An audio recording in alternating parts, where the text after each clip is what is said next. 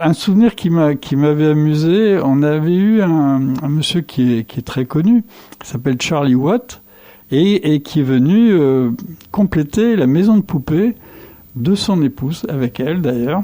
J'étais ravi de le rencontrer, puisque moi j'étais un grand admirateur, comme beaucoup. Et je lui avais offert à l'époque une petite mini paire de Santiago, qui avait dû être faite avec une peau de lézard. C'était assez incroyable. Et il avait été très touché, ça lui avait beaucoup plu, je crois, et beaucoup amusé en même temps. Et c'était pour la maison de poupée, donc de son épouse, ou peut-être il en a fait autre chose, je ne sais pas très bien. En tout cas, paix à son âme. Au cœur de Montpellier, Alain Simon, créateur de pommes de reinette et pommes d'api, accueille ses clients avec attention et élégance. Ces univers uniques, imaginés, dessinés et construits par Alain, ont reçu plusieurs générations qui se transmettent cette adresse magique qui a aussi attiré l'attention des médias internationaux. L'aventure a commencé il y a 53 ans avec son épouse Françoise et aujourd'hui continue avec ses enfants et petits-enfants. Toujours curieux et dynamique, il parcourt le monde avec sa famille à la rencontre d'artisans pour enrichir son offre de jeux et jouets originaux. Avec nos yeux d'enfants, embarquons à bord de son astronef vers le pays des rêves.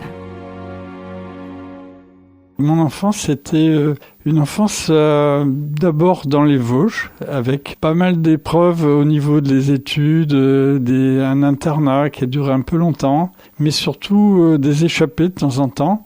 Donc toute mon adolescence a débouché sur des voyages d'abord, des voyages autour du monde. J'ai découvert le Moyen-Orient, l'Orient, l'Angleterre. À l'époque, on voyageait beaucoup en stop et ça m'allait très bien. Et j'étais un aventurier un peu solitaire, mais j'ai appris à me débrouiller par moi-même et j'ai découvert plein de choses qui me faisaient rêver. Je suis replongé dans ce qui me permettait de m'échapper quand j'étais plus jeune, en l'occurrence les livres, les contes et légendes, les mondes extraordinaires. Je les ai découverts, j'ai vu qu'ils reposaient sur des vraies données, sur des vrais pays et avec des vrais gens qui vivaient encore parfois dans des univers qui me faisaient moins rêver encore. Je m'appelle Alain Simon, Simon c'est mon nom de famille, j'ai 72 ans et je suis commerçant en jeux et en jouets depuis 53 ans.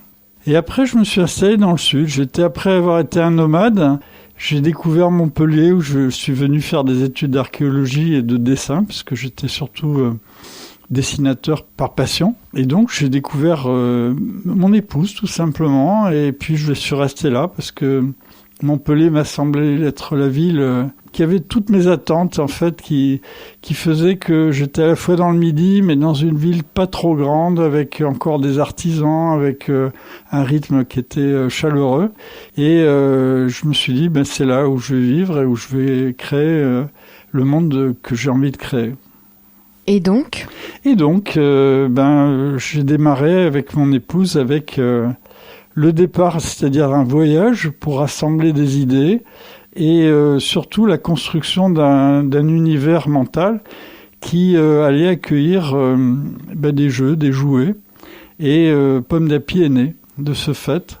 En même temps que mes premiers enfants, c'était un monde dans lequel je voulais présenter ce que j'avais découvert pendant mon enfance comme étant des vraies valeurs et au cours de mes voyages comme des choses très simples mais qui faisaient rêver, qui allaient pouvoir développer l'imaginaire pour mes petits et pour les petits des autres, bien entendu. C'était en 1972, donc une année qui était tranquille au point de vue mondial et qui était créatrice d'univers enchantés encore possibles. Et là, on a un voyage d'explorateur, ça s'appelle « Voyage autour du monde par un petit Français ». On va tourner une manivelle, il y a du papier qui va se dérouler dans une sorte de petit théâtre, et on va partir dans tous les pays qui ont intrigué tous ceux qui se déplaçaient pas aussi loin, qui n'étaient pas eux-mêmes des explorateurs. Donc on a l'Afrique, on a l'Amérique, on a des endroits extrêmement mystérieux qui ont fait rêver tout le monde. Est-ce que vous aviez un jouet préféré durant votre enfance ? Jouer, c'est peut-être un grand mot. C'était le sable. Le sable, c'est un univers qui me plaisait beaucoup parce que c'était d'abord la bordure de la mer qui révélait des mystères et des univers tout à fait magiques. Mais surtout, le sable permettait aussi de construire des châteaux, construire des chemins, construire des univers imaginaires.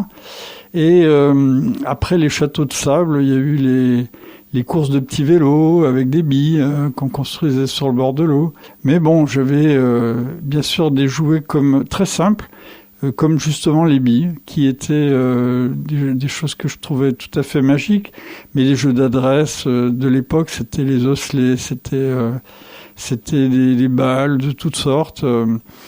Et puis après, bon, il y avait bien sûr tout ce qui tournait autour des constructions. Parce que j'étais, je crois mentalement, quelqu'un qui aimait construire. J'aimais surtout dessiner.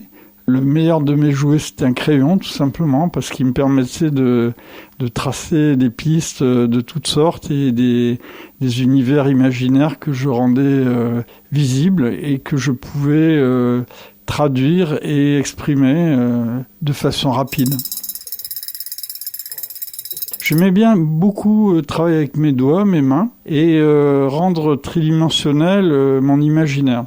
Et de ce fait-là, vous voyez, l'endroit où nous sommes en ce moment, c'est une des dernières réalisations architecturales que j'ai pu créer. C'est un astronef qui est à l'intérieur d'une vieille maison ancienne de Montpellier. Qui est la prolongation de la boutique. Tout à fait, c'est une des dernières salles que j'ai pu créer. Et c'est un univers qui est penché, c'est un astronef qui s'est posé à l'intérieur de la maison. Et là, on vient s'imaginer que on part pour l'espace, on part pour les mondes infinis. Et donc, c'est un peu l'aboutissement de toutes mes recherches, puisque dans les univers oniriques, il y a le futur et l'espace qui occupent l'aventure humaine, qui a occupé la mienne aussi, parce que j'aimais beaucoup et j'aime toujours la science-fiction, qui me semble être une grande ouverture sur le monde. Moi, j'ai créé l'architecture de Pomme d'Api parce que j'aimais la peinture et j'aimais beaucoup Magritte, qui est un surréaliste tout à fait à mon goût. Et l'idée de créer l'intérieur d'une pomme, ça me semblait être intéressant puisqu'on vit à l'extérieur des choses en général, mais pourquoi pas y vivre à l'intérieur. Et donc c'est ce volume intérieur que j'ai métamorphosé avec une pomme géante dans lequel on peut rentrer, et les enfants peuvent rentrer. C'est un petit rappel aussi pour les mois longs d'attente avant la naissance. Et comme c'était un lieu qui allait présenter des choses pour les tout petits au départ, ça m'a semblé être un pont intéressant à créer architecturalement. Donc c'est cette grande pomme qui a accueilli pendant 7 ans, toute seule, les univers oniriques de l'enfance que nous avons pu rassembler avec moi et mon épouse au cours de nos voyages. Et 7 ans après, une vieille librairie de Montpellier qui s'appelait Landor à l'époque, qui était conjointe, s'est libérée et j'ai pu occuper ces lieux et continuer mon aventure architecturale et onirique en présentant donc dans de nouveaux univers avec Pomme de Reinette. Mais on est dans vraiment le cœur du vieux Montpellier. C'est d'ailleurs la raison pour laquelle je m'y suis installé, parce que la relation avec les choses anciennes me semble évidente, et être sur le parcours de tous ceux qui ont vécu cette ville auparavant me semblait être intéressant. Être au cœur de cette ville avec mes idées, ça me semblait être une bonne idée. On aime bien recevoir, on aime bien aider à découvrir pour ceux qui sont curieux.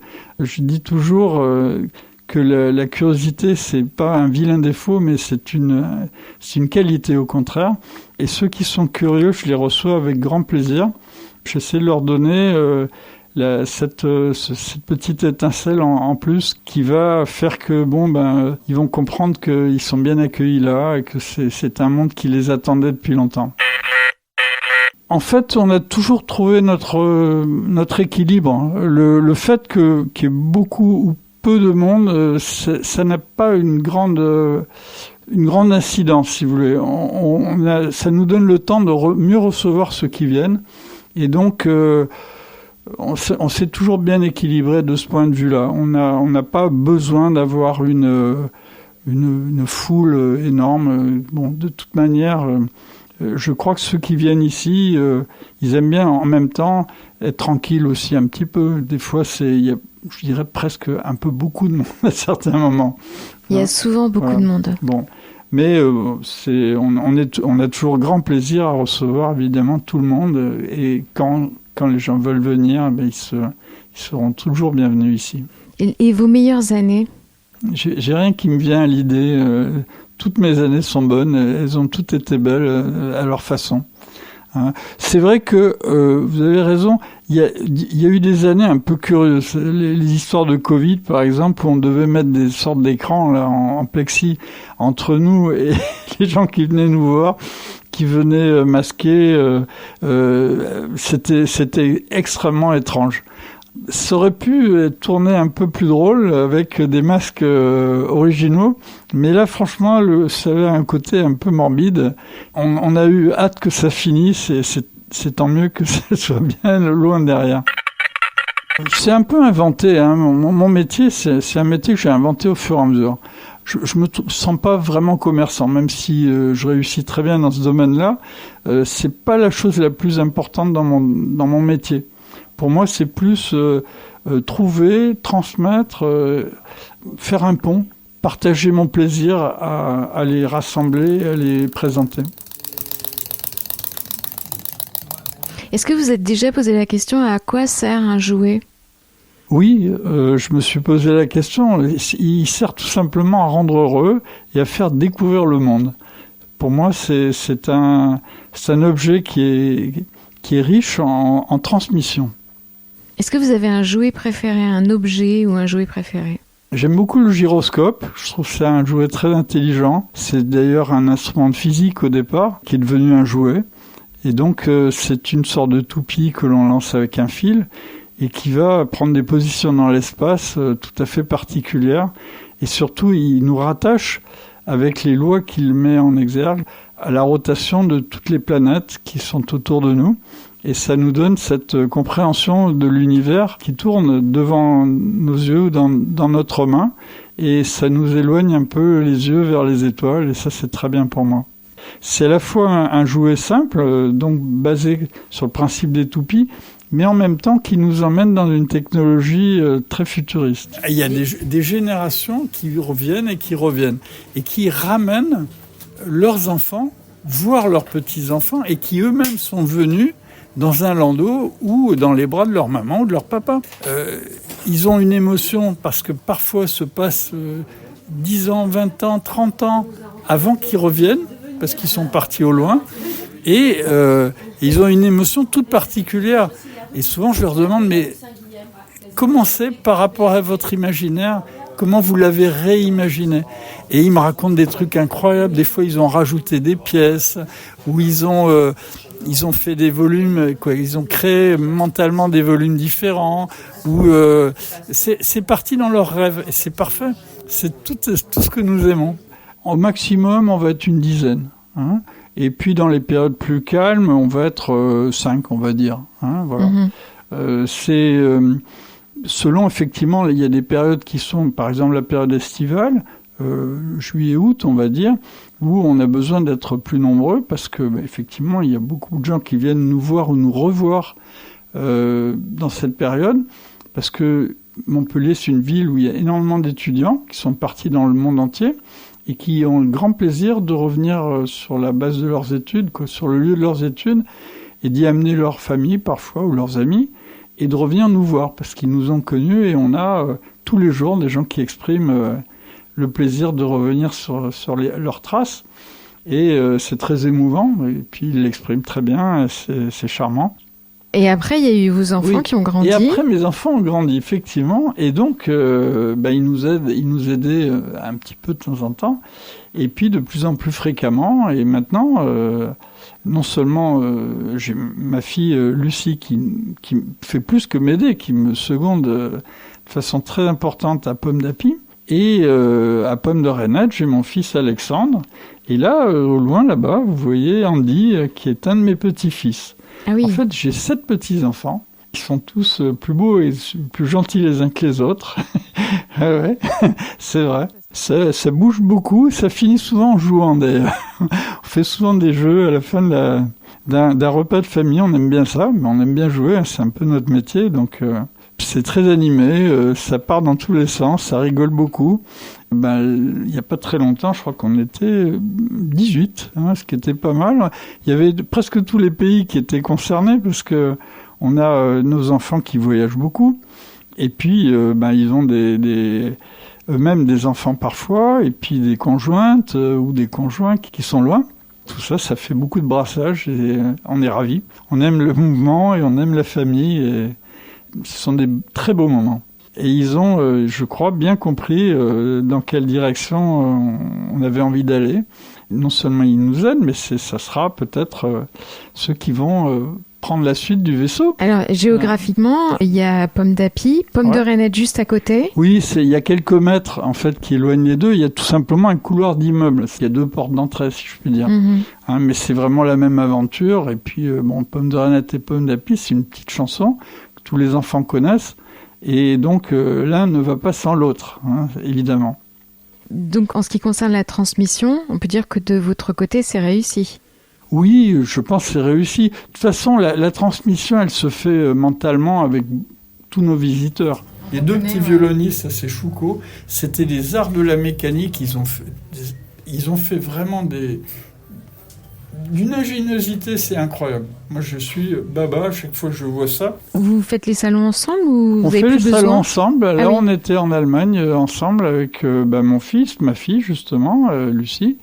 Et on a fait un petit tour très sympa et on a fait nos choix avec chacun montre à l'autre ce qu'il a vu et la façon dont il l'a vu. Et puis on échange là-dessus, on fait des choix ou pas. Voilà, et puis on avance comme ça. C'est très instinctif. On a une façon de travailler qui a toujours été ainsi. On n'a pas d'idée préconçue, on va à l'aventure. Et puis l'aventure nous donne en général de très bons résultats. Dans le choix des jouets, il y a des jouets qui vont fonctionner et puis d'autres pas. Vous avez un exemple de jouet qui a très bien marché et vous étiez surpris Alors, il y a des choses effectivement qui marchent au-delà de ce qu'on pourrait imaginer. Il y a des espèces de petits personnages là, qu'on appelle des Sonny Angels qui sont placés à Pomme d'Api, qui ont un succès au-delà de l'imaginaire. Et puis, il y a aussi des peluches en ce moment. Il y a une marque qui s'appelle Jellycat. Tous les adolescents s'arrachent. Et ça, c'est hors norme. C'est un phénomène qui est tout à fait étonnant. Alors, pourquoi ? Moi, je me suis posé la question, parce que c'est quand même étonnant. Et j'ai l'impression que c'est un peu notre monde anxiogène qui a retourné ces adolescents, ces adolescentes vers des choses qui les rassurent un peu affectivement. Je vois ça comme ça parce que le phénomène est tellement énorme que ça mérite vraiment de s'y pencher. On a des queues parfois de 500 mètres de personnes qui attendent un arrivage. C'est stupéfiant pour quelque chose qui est de petite taille et qui n'est guère... qui pourrait être à l'équivalent d'un des petits objets qui sont là, qui autour de nous, un petit robot ou je sais pas, une figurine, et qui n'a pas ce même succès, ce même attrait, c'est évidence. Voilà. Quelque chose qui soit complètement innovant, oui, je pense qu'on va avoir des choses qui vont arriver au fur et à mesure.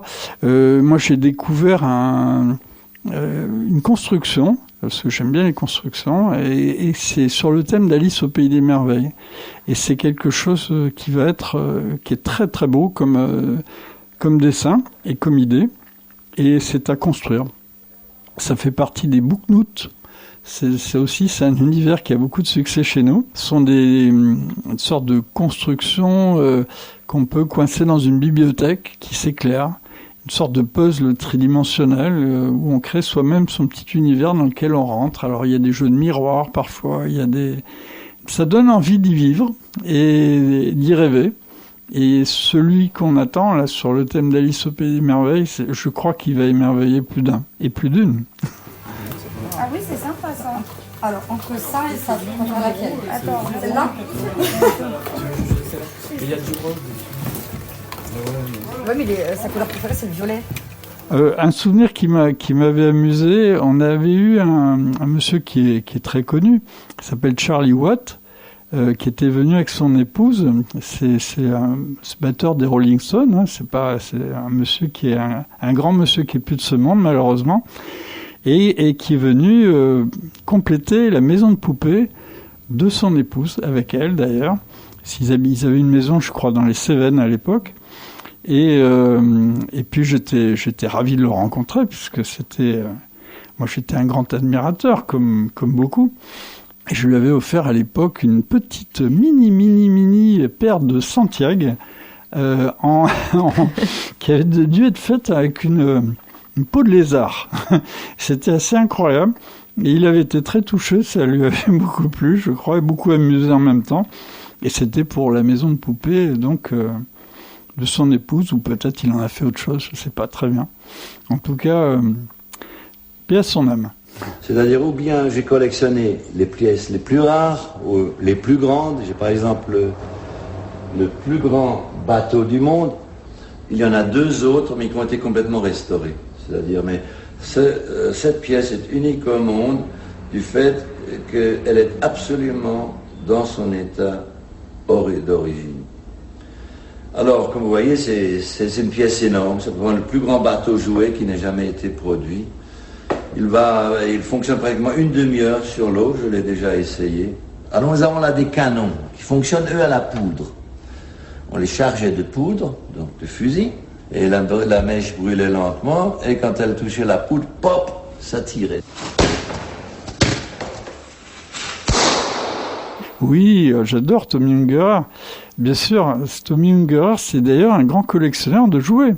Hein, il aimait beaucoup les jouets lui-même, et j'avoue que ses dessins m'ont toujours beaucoup plu, beaucoup amusé en même temps, et j'ai lu tous ses livres, puisqu'il était édité, je crois que c'était l'École des loisirs, si je me souviens bien. Oui.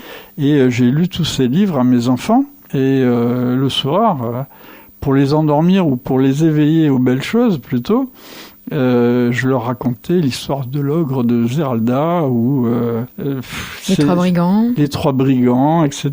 Et c'était très sympa, et j'ai encore quelques phrases qui reviennent dans ma tête assez souvent. C'était vraiment un grand personnage. Et puis il était très drôle, il avait un humour décapant en même temps. Ben voilà le petit musée qui nous rassemble et qui nous fait surtout reculer dans le temps d'une façon incroyable. On va découvrir ensemble des jouets qui ont été ceux de nos ancêtres. Et eux, ils jouaient pas de la même façon que nous. Ils jouaient dans un monde qui était différent, un monde plus rural, un monde avec un imaginaire qui était différent. Il n'y avait pas de télé, il y avait des jouets qui permettaient d'aller à l'autre bout du monde, comme des explorateurs, en fait. Là, par exemple, on a un petit Chinois qui est en train de tirer un pouce-pouce. Vous savez, les fameux ça se fait plus beaucoup, de promener les gens en les tirant comme ça. Ben, ça existait à l'époque en Chine. Et donc, il y a un petit jouet mécanique. Et le petit musée, en fait, oui, c'est une partie conjointe qui a pour but de donner aussi une dimension historique, de manière à pouvoir puiser dans les racines de nos ancêtres, qui ont joué aussi, et qui ont été enfants aussi, et qui ont manipulé des objets qui appartiennent à un autre monde, au monde rural, au monde du cirque, pour certaines choses, qui ont créé des jouets autour de l'aventure, autour des voyages, des explorateurs. Et tout ça, c'était avec des matériaux qu'on n'utilise plus guère, pour certains, beaucoup avec le bois, avec les tôles embouties, avec des moulages qui n'étaient pas dans les mêmes compositions actuelles, puisque maintenant la matière plastique a beaucoup été utilisée pour les moulages. Et avant, ça n'existait pas. Il y a plein de choses qui ont été les racines donc de ces jouets que j'ai voulu présenter par la suite et qui ont montré d'où ils viennent. En fait, il y a des jouets mécaniques. J'ai pas vu de jouets vapeur. Alors, jouets vapeur, effectivement, je n'ai pas mis de machine à vapeur, mais j'en avais une à un temps qui était exposée là. Il y a des jouets d'optique, il y a le pré-cinéma, il y a des lanternes magiques. Il y a beaucoup, effectivement, de jouets mécaniques avec des choses très simples. Des jouets en bois tirés avec des articulations assez intéressantes et inventives. Des poupées. Des poupées, beaucoup de jeux de cartes aussi, parce que le papier était utilisé. Il y a beaucoup de de petits jouets qui ont trait à la ferme, puisque c'était quelque chose que les enfants aimaient bien, avec des petits animaux. Souvent, c'était en métal, en plomb, des dérivés. Il y a des jeux de toupies, bien sûr, les osselets, ces toupies à crémaillère qui étaient charmantes au point de vue des décorations, parce qu'on n'imprimait pas du tout de la même façon avant. C'était souvent la chromolithographie avec des dessins qui étaient charmants et que les dessinateurs d'autrefois mettaient beaucoup de temps à peaufiner, et c'était des réussites assez étonnantes qui nous ont bien fait rêver, comme moi qui m'ont bien fait rêver quand j'étais petit et que j'ai voulu essayer de transmettre et retrouver actuellement. Il y avait des jouets publicitaires aussi ? Il y avait des jouets publicitaires, effectivement, parce que la publicité, par exemple, dans les cafés, il y avait des dés avec des marques de boissons, parfois. C'était effectivement une façon de faire connaître tel ou tel produit. Bon, j'en ai pas beaucoup, mais il y avait les jouets qui étaient dans les lessives, les fameux jouets Bonux, qui ont eu l'idée de mélanger ça.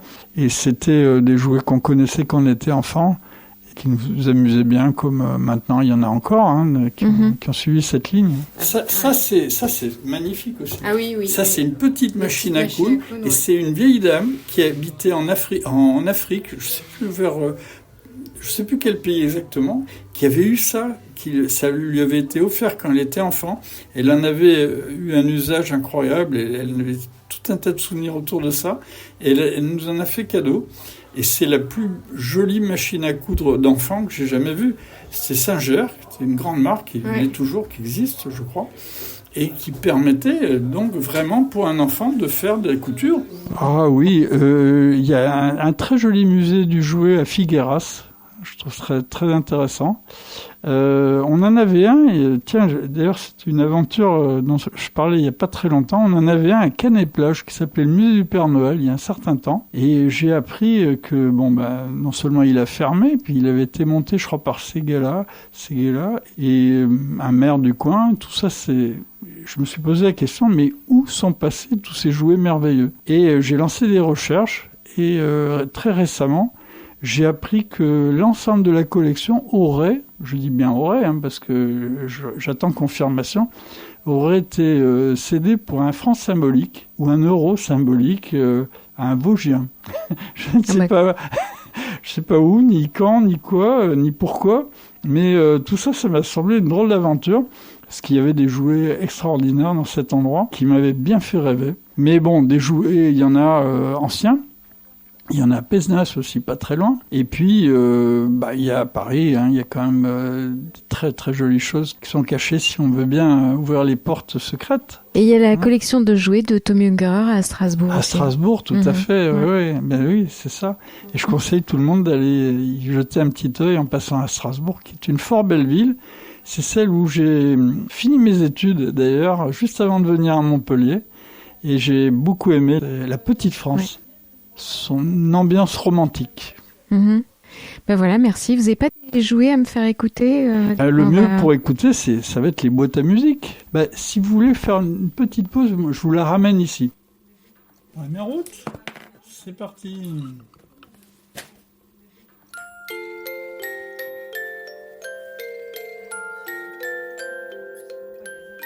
C'était Ma vie en rose. Merci infiniment à tous ceux qui m'ont aidé à réaliser ce portrait sonore.